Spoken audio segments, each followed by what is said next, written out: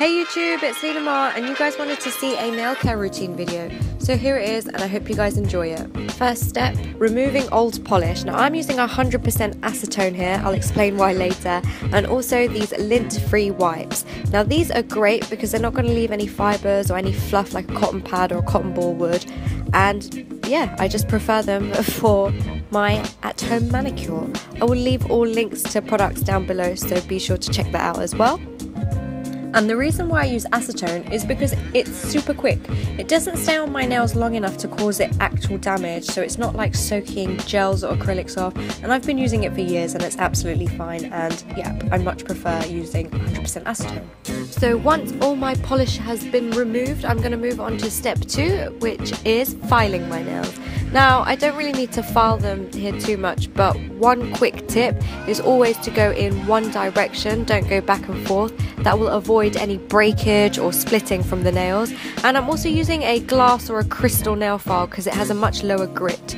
Moving on to step 3, I'm going to clean my cuticles, and I'm going to pour a little bit of this Blue Cross cuticle remover into this little lid. You can use anything, and using a cotton bud, I'm just going to apply that to my nails. You can apply it all over, and I'm concentrating it mainly on the cuticles, but pretty much all over the nail bed.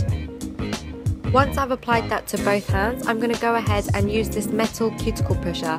Now one side is sort of flat-ish like this, and you use it to push your cuticles back, and the other side is a little bit more precise. If you don't have this, then an orange wood stick would do just fine. So what I'm doing here is just pushing back or scraping any dead skin, which is also known as cuticle, off my nail, and I'm going to use the other side just to scrape it all off underneath. Now I'm not applying too much pressure because I don't want to damage my nail bed, so be very light. And again, this cuticle remover is so great, it does all the work for you, so you don't need to sit there for ages trying to scrape all the nasty crap out of your nails. And here's a close-up of all the gunk that I've just cleaned out. Ew.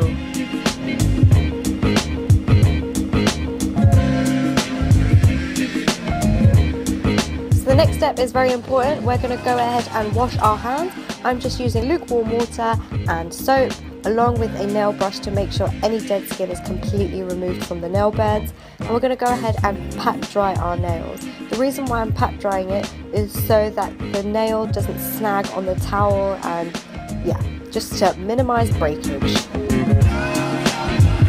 So for my cuticle oil, I'm just using almond oil. Now you can pick this up in Superdrugs or your local supermarket. It works out to be a lot cheaper, and I just refill any old cuticle bottle that I have. Now you can repeat this process anytime your hands feel a little bit dry or your cuticles feel a little bit rough, then go ahead and just apply some oil to them.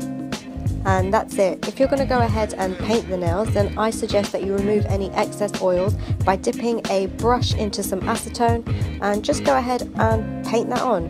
This will just ensure that your polish goes on nice and smooth without any air bubbles or bumps, and ensuring your polish lasts longer.